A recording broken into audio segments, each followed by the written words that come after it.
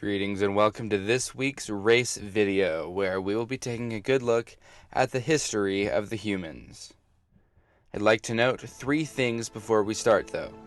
Firstly, this video contains spoilers about the story of the Prophecies campaign of the original Guild Wars. So, if you've not beaten the campaign and do not want the story to be spoiled, then turn away from the video and come back after you've beaten it. Please, I don't want to ruin it for you. Secondly, we will be focusing on the humans of Tyria, seeing as Guild Wars 2 picks up on Tyria just like Guild Wars 1 did. We will save the humans of Cantha and Alona for a later time. Lastly, this video is intended to be in the format of an audio podcast, so feel free to turn away from the video and just listen if you so choose. The humans were brought to Tyria by their gods in 205 BE.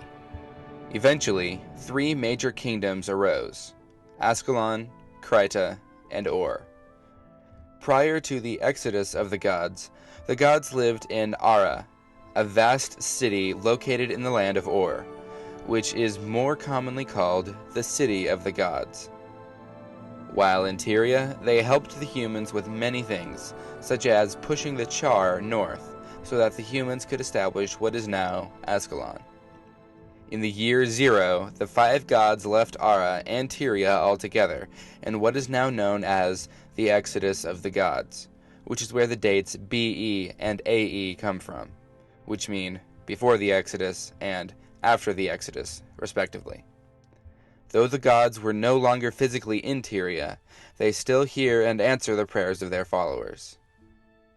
Soon after the exodus of the gods, the colonies of Krita and Ascalon split into their own kingdoms, with the Critans moving westward.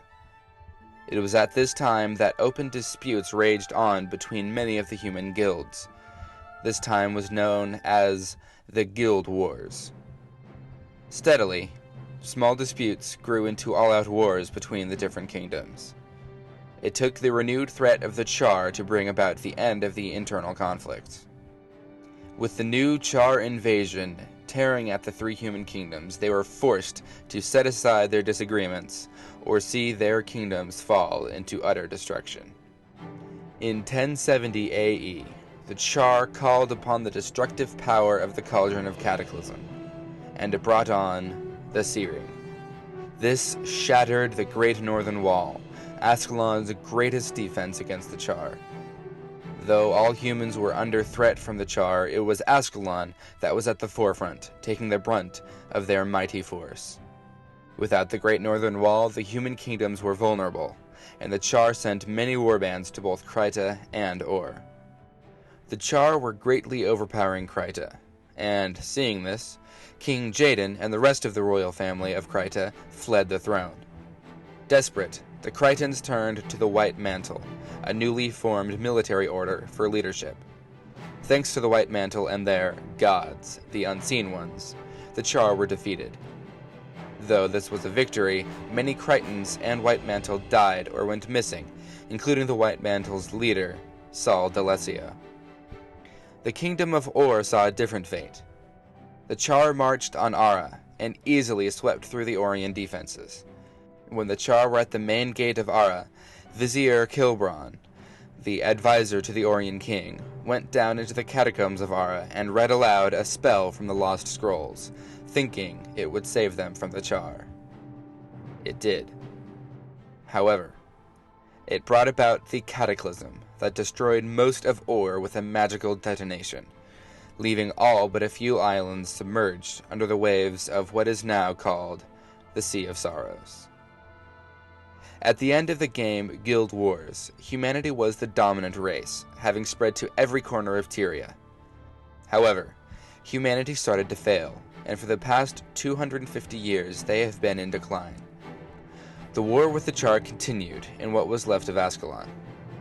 From 1070 to 1090 AE, King Adalbern kept a light hold on Ascalon until the Char besieged Ascalon city.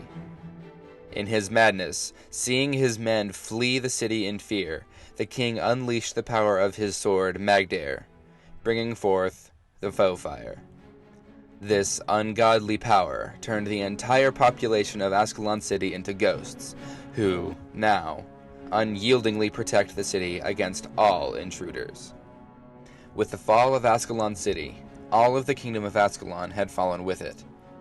All but the fortress of Ebonhawk, which still stands against the Char to this day. The Great Wave, which came when the Elder Dragon Zaitan awoke in 1219 AE, tore through all of the coastal areas and the Crichton capital city, which was, at the time, the largest human settlement in Tyria.